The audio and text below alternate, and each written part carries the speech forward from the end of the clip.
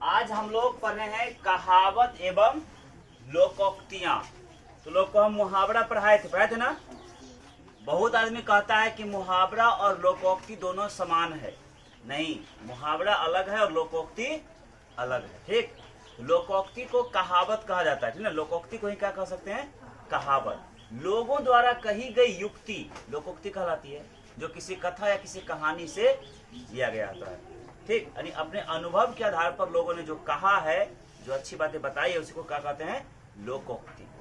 देखो लिखे लोकोक्तियां एवं कहावतें। ये तुमको कंपटीशन एग्जाम में ज्यादा पूछता है ना, और हिंदी व्याकरण में पूछता है। लोकोक्तियां या कहावत का परिचय में क्या लिखे हैं कि लोकोक्ति को कहावत भी कहते हैं। यह शब्द कथावत से बना होता है। किससे बना होता है? कथावत से। क्योंकि इसका प्रचलन, मतलब लोकोक्ति का या कहावत का जो प्रचलन है, वो किसी कथा या किसी कहानी में निहित सत्य के आधार पर हुआ है। मतलब लोकोक्ति और कहावत कहाँ से मिला है? तो किसी कथा या किसी कहानी में जो सत्य बताया गया है, उसी से इसको लिखा गया है। कहावत का प्रयोग जो है वाक्य को अधिक सुसंगत, प्रभावशाली और प्रामाणिक बनाता है। बात समझ में आया? कहावत या लोकोक्ति एक अलग चीज है और मुहावरा अलग चीज है। बहुत आदमी कह देता है कि लोकोक्ति और कहावत जो है मुहावरा सब सेमे है। नहीं, मुहावरा अलग है और लोकोक्ति और कहावत अलग है। ठीक है। अधजल गगड़ी छलकत जाए। पहला क्या है? अधजल गगड़ी छलकत जाए। इसका मतलब होता है अल्पज्ञ या सामान्य संपत्ति वाले व्यक्ति द्वारा गर्व प्रदर्शन करना। देखो, कभी कभी अधूरा ज्ञान हानिकारक हो जाता है, होता है ना। कुछ लोग होते हैं जो ज्ञान कम है, बहुत ज्यादा दिखावा कर देते हैं, उसको कहते हैं अधजल गगड़ी छलकत जाए। या मान लो संपत्ति नहीं था, हल्का थोड़ा बहुत हुआ, बस वहीं से दिखावा शुरू, फुटानी शुरू, उसको कहते हैं अधजल गगड़ी छलकत जाए। फिर तू डाल डाल मैं पात पात, तू डाल डाल मैं पात पात। इसका मतलब है एक से बढ़कर भी एक होता है। तो तुम अगर होशियार हो, तुमसे बड़ा भी कोई होशियार है। हर शेर के लिए सवा शेर है। समझ में आया? उसको कहते हैं तू डाल डाल मैं पात पात। मतलब एक से एक चालाक होना, एक से बढ़कर एक चालाक है इस पृथ्वी पे। ठीक है। फिर थोथा चना बाजे घना। देखो, थोथा चना बाजे घना का मतलब है कम ज्ञानी व्यक्ति जो होते हैं बहुत अधिक लंबा डिंगांग देते हैं, ठीक ना। मतलब अल्पज्ञ व्यक्ति अधिक बोलता है। ठीक, जितना बोलना हो उससे ज्यादा नहीं बोलना चाहिए। जब पूछा जाए तो बताइए, नहीं पूछा जाए कोई बात नहीं, अपना ज्ञान आप अपने पास रखिए। ठीक है।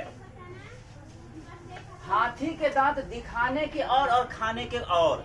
मतलब ये कहावत है, लोकोक्ति है कि हाथी के दांत दिखाने वाला और होता है और खाने वाला और होता है। इसका मतलब है दोहरा भेदभाव रखना। मतलब इसको हम 5,000 दे रहे हैं, इसको कह रहे हैं उस पैसा है ये नहीं है। दोहरा भेदभाव हुआ कि नहीं हुआ? मतलब हाथी के दांत खाने के लिए कुछ और है, दिखाने के लिए कुछ और है। कह रहे हैं पैसा है ये नहीं है, देने किसी और को। समझ में आया? मतलब क्या हुआ? दोहरा व्यवहार करना। ठीक। न साबन सूखा न भादो हरा। न साबन सूखा न भादो हरा मुहावरा नहीं है, ये क्या है? लोकोक्ति है, कहावत है, जिसका अर्थ होता है सदैव एक समान रहना। मतलब अधिक सुख होने पर पूरा खुशहाल हो जाना और थोड़ा दुख होने पर रोने लगना, ये अच्छी आदत नहीं है। ज्यादा सुख हुआ तो भी समान भाव से रहो, ज्यादा दुख है तो भी अपने आप को समान भाव में रखो। इसी को कहते हैं न साबन सूखा न भादो हरा। मतलब हमेशा एक समान व्यवहार बना के रखना, यानी हमेशा एक साथ रहना। फिर अंधा पीसे कुत्ता खाए, ये मुहावरा है, इसमें बोलते हैं कहावत है ये। इसका मतलब होता है असावधानी से किए जाने वाले कार्य द्वारा अयोग्य व्यक्ति को लाभ होना। मतलब किसी काम को असावधानी पूर्वक कर लिए, असंयोग से किसी और को लाभ हो गया, इसको कहते हैं अंधा पीसे कुत्ता खाए। ये कहावत है। फिर नौ मन तेल होगा ना राधा नाचेगी। इसका मतलब हुआ कि कार्य करने के लिए कोई असाधारण बहाना बनाना। जैसे मान लो कि तुम लोग सब पढ़ रहे हो, 35 को ना, तुम लोग पढ़ रहे हो, तुम लोगों को हम कोई पारा दिए, सबूत कर लो कि हम 25 का पारा दे दिए, तो आधा सुना दिया और आधा नहीं सुनाया। जो नहीं सुना वो खड़ा है। हम बोलेंगे सबको 5 पट्टी मारेंगे, अब बोलेगा सर छोड़ दीजिए। हम बोलेंगे सब आदमी अपना अपना घर से 5-5 केजी मिश्रीकन लेके आओ, तो छोड़ देंगे। अब बताओ इस मौसम में मिश्रीकन किसी को मिलेगा? नहीं। तो न तुम्हारे पास मिश्रीकन होगा तुमको छोड़ेंगे, उसके बदला तुमको मारेंगे। तो ऐसा शर्त रख दी तो बस है ये नहीं है। समझ में आया? इसको कहते हैं ना 9 मन तेल होगा न राधा नाचेगी, है ना? नहीं कहा जाता है न रहेगा बांस न बाजेगी बांसुरी, वैसे ही। फिर एक तवे की रोटी क्या छोटी क्या मोटी। ठीक, कहावत क्या है? एक तवे की रोटी क्या छोटी क्या मोटी, मतलब सभी लगभग एक समान होना, सबको एक समान समझ रखना। ठीक है, जब एक के तवा का है तो फिर दिक्कत क्या है? फिर खरबूजे को देखकर खरबूजा रंग बदलता है। देखो, इसका मतलब है पड़ोस में अगर कोई गलत आदमी है तो उसका व्यवहार तुम पर हावी होगा, थोड़ा वो जरूर आ जाएगा।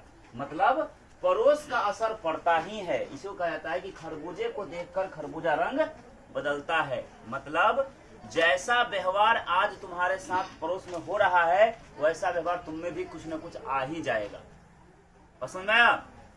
संगति का असर पड़ जाता है। उसको लिखे यहाँ पे, खरबूजे को देखकर खरबूजा रंग बदलता है। ये कहावत है, इसका अर्थ होता है पड़ोस का असर पड़ता है, मतलब संगति का असर पड़ता है। कोई दिक्कत? अगला लिखे आपका, खेत खाए गधा मार खाए जुल्हा। कहावत है, खेत खाए गधा मार खाए जुल्हा, मतलब काम गलती कोई और किया, मार किसी और को लग गया। बस समझ में आया? जैसे मान लो हम पढ़ा रहे हैं, ये बतिया रही थी, हम सुनने नहीं किए, सुधर ठोक दिए। ठीक, क्या हो गया? काम कोई और किया, मार कोई और खा गया। समझ में आया? इसका मतलब हुआ अपराध करे कोई और, अब दंड मिले किसी और को। फिर है, इमली के पात पर बारात का डेरा, मतलब असंभव काम होना, ये ना करे। इमली के पात पर बारात का डेरा, मतलब इमली के पत्ता पर कोई बाराती डेरा डाल सकता है? नहीं है ना। इमली के पात पर बारात का डेरा का मतलब हुआ असंभव बात, जो कभी संभव ही नहीं है।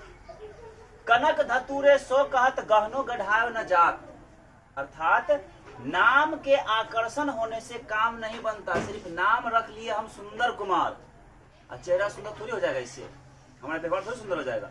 अगर सुंदर कर्म करेंगे तो हमारा व्यवहार सुंदर होगा।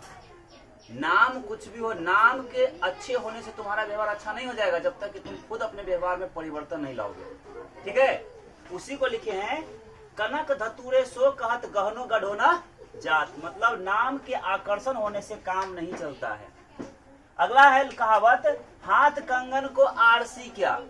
कहने लोग कह देता हाथ कंगन को आरसी क्या, पढ़े लिखे को फारसी क्या, कहता है ना रे, वही है हाथ कंगन को आरसी क्या। इस कहावत का अर्थ होता है प्रत्यक्ष को प्रमाण की आवश्यकता नहीं होती है। जो प्रत्यक्ष है उसको प्रमाण में नहीं, तुम देखो सामने में, पसंद आया? प्रत्यक्ष को प्रमाण की आवश्यकता नहीं होती है। होनहार और वीरवान के होत चिकने पात, कहने का मतलब है जो बच्चा होनहार है, जो वीरवान है, मतलब जो अपने भविष्य में कुछ अच्छा करने वाला है, उसका लक्षण बचपन में ही दिखने लगता है। बस समझ में आया? जो आगे चलकर अच्छा करने वाला है उसका गुण, उसका लक्षण बचपन से ही दिखने लगता है उसमें। इसीलिए लोगों ने कहा है कहावत, होनहार और वीरवान के होत चिकने पात, मतलब महान बनने वाले व्यक्तियों के गुण बचपन में ही दिख जाते हैं। अगला है, मन के हारे हार है मन के जीते जीत। तो लोग को हम बताए थे, तो कविता पढ़ के कि मन के हारे हार है मन के जीते जीत, मान लो तो हार है ठान लो तो जीत। मतलब अगर किसी भी काम में तुम मन से हार चुके हो, वो काम तुम कितनों कर लो नहीं हो पाएगा।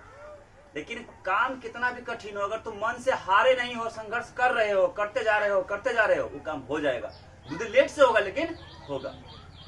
उसको कहा जाता है मन के हारे हार है मन के जीते जीत, मतलब हतोत्साहित होने पर, मतलब अपना मन तोड़ लेने पर, उत्साह कम कर देने पर असफलता मिलता है, मतलब उस काम में हार मिलती है, असफलता मिलती है। परंतु निरंतर उत्साह पूर्वक यानी हिम्मत से लगातार काम करते रहे, है ना, कार्य करने पर सफलता मिल जाती है। इसी को कहते हैं मन के हारे हार है मन के जीते जीत। ठीक, फिर लिखे हैं, पढ़े फारसी बेचे तेल यह देखो कुदरत का खेल। पढ़े फारसी बेचे तेल यह देखो कुदरत का खेल, ये भी बड़ा अच्छा है। इस कहावत का मतलब है योग्यता होते हुए भी विवशता के कारण निम्न स्तर का काम करना। आज भारत में इतनी बेरोजगारी है कि चपरासी के नौकरी के लिए लोग MBA करने वाला सब, PhD किया हुआ सब, है ना, बढ़िया बढ़िया डिग्री पाया हुआ आदमी सब फॉर्म भरता है। एक एक सीट के लिए 500-500 फॉर्म गिरता है, ठीक ना। तो क्या बेरोजगारी है, इतना अधिक बेरोजगारी है कि लोग मजबूर होकर काम करेगा। क्या करेगा घर बैठे बैठे, इंशाल्लाह कितना बैठेगा, कुछ तो काम करेगा। पसंद आया? उसको कहा जाता है क्या? पढ़े फारसी बेचे तेल यह देखो कुदरत का खेल। ये क्या है? कहावत है, जिसका अर्थ होता है योग्यता होते हुए भी, योग्यता है फिर भी निम्न स्तर का काम करना। अगला लिखे हैं मुल्ला की दौड़ मस्जिद तक। ये कहावत है, ठीक। इसका मतलब होता है सीमित सामर्थ्य होना, जितनी शक्ति हो उतना ही काम होता है। इसे कहा जाता है मुल्ला की दौड़ मस्जिद तक। फिर है अपना रख पराया चख।